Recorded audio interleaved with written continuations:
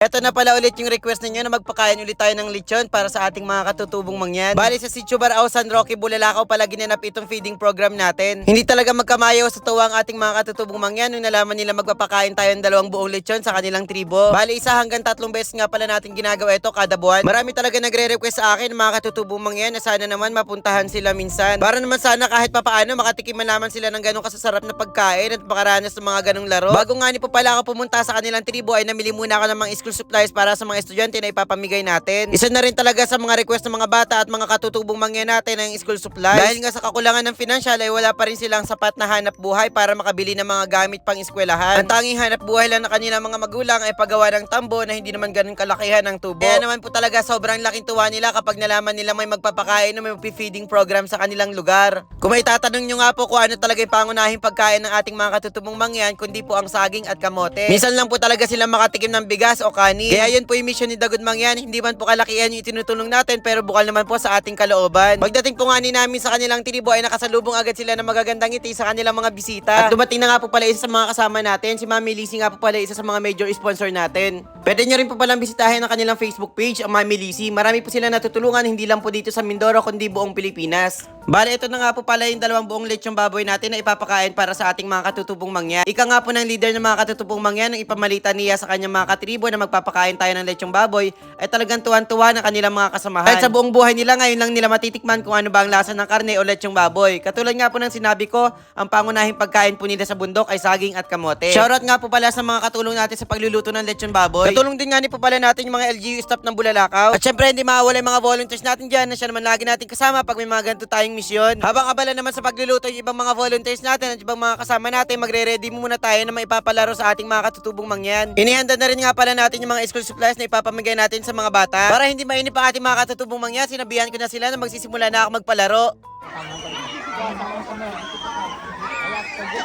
Talaga namang hindi magkamayaw sa tuwa ang ating mga katutubong mangyan. Ay sa totoo lamang po talaga ang aming mga katutubong mangyan ay may likas na mahayain. Kaya naman nga po ang mission natin ay sanayin natin sila na humarap sa ibang tao. Ang amin pong mga katutubong mangyan ay sobrang bait, masipag, mapagmahal at mapagbigay at ang higit sa lahat wala po silang buntot. Ay hindi ko rin nga po alam na kapag sinabing taga Mindoro ka ay sa katutubong mangyan ay may buntot ka na. At nagsimula na nga po pala kami magpalaro sa mga bata. Ito talaga yung gusto nilang gawin dahil sa tanang buhay nila bibihira talaga sila makaranas ng ganitong laro sa kanilang tribo. Kitang-kita naman natin na sobrang saya nila, hindi lang ang mga bata pati na rin ang mga matatanda. Kaya naman sinisikap ko na gumawa ng ganitong misyon kada buwan. Malayo man o malapit, ang mahalaga tayo makapagpasaya at makatulong sa ating mga katutubong mangyan.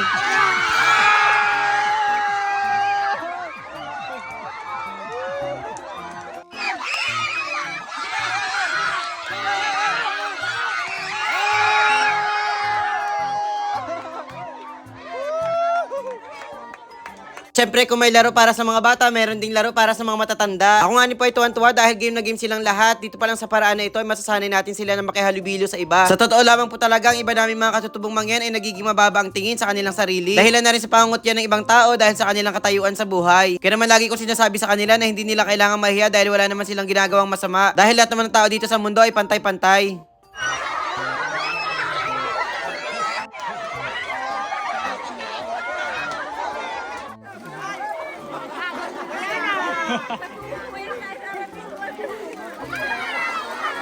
Matapos nga kami magpalaro ay niready na namin yung mga ipapakain sa kanilang lahat. Dahil alam kong gutom na sila at excited na nila matikman na kung gaano ba kasarap yung niluto nating lechon. Meron din pala tayong hinanda ng pulang pansit o kung tawagin sa atin na spaghetti. Isa din ito sa mga gustong-gusto ng mga bata na kainin. Meron na nga po pala yung balat ng lechon na pagkalutong-lutong ay tunay nga napakasarap, napakalinamnam na alam ko namang magugustuhan ito ng ating mga katutubong mangyan. Minsan lang po talaga magpakain ng lechon, maliban na lamang po kung maraming nanood ng ating mga vlogs at sa mga natatanggap nating mga stars ay doon lamang po tayo nakakaipon ng pambili ng baboy at iba pang ipinamimigay natin. At syempre dahil na rin po sa mga tulong ng ating mga sponsor na sina Mami Lizzy, Ma'am Joy Azir, Queen Joy Collection, New Zealand The Mangyan at si Mangyan Australia. Bago nga po magpakain ay namigay muna ng pera sa mga bata ang nanay ni Mami Lizzy. Nakakatuwa po talaga silang kasama dahil sobrang bait at napakamatulungin nilang lahat. At sinimulan na nga po namin papilahin sila para makakain dahil yung iba po ay nanggaling pa sa malalayong lugar. Kapag talaga nabalitaan nilang may darating na mga bisita at nalaman nila na may magpapakain o may magbibigay sa kanila ay kahit malayo ay bumababa sila ng bundok. Dahil minsan lamang talaga mabisita ang kanilang tribo. Kaya sa mga nais pong tumulong o sumama sa aking misyon ay welcome po kayong lahat para naman po ma-experience ninyo kung gaano kasarap tumulong at magpasaya sa ating kapwa, lalo na sa aming mga katutubong mangyan. Nakituwa nga po ng mga katutubong mangyan natin nung may dala akong ilang sako ng semento para sa kanilang pinagliliguan o pinag-iigiban ng tubig. Dahil matagal na nila itong gustong ipagawa. Dahil nga kulang sila sa budget ay hindi sila makabili. Kaya kahit papaano may mga naipon tayo dahil sa mga natatanggap nating mga stars, kaya naman ito yung mga pinanggagastos para sa kanila. Pagkatapos nga po ng aming programa, ako po ay nag-ikot muna dito sa Bulalakaw para bisitahin ang aking mga followers na matagal nang nagasana all. Hindi man po ako ganun kakilala o sikat na tao, pero gusto ko lamang po suklian yung mga suporta ng aking mga followers sa mapamagitan ng pagtupad ng kanilang mga sana all. Pero nga pong si ma'am ay halos 3 taon nagasana all, kaya naman sulit na sulit ang kanyang paghihintay. Kaya no more sana all na si ma'am. Kaya sa mga matagal na nagsasana all dyan, abay wag po kayo mawala ng pag-asa at magkikita din tayo at matutupad na rin ang inyong hinihintay na sana all. Maliit na bagay lamang po itong pinamimigay natin, pero bukal naman po ito sa ating kalooban.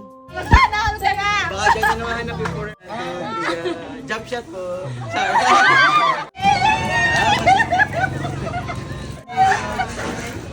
Palulit kami.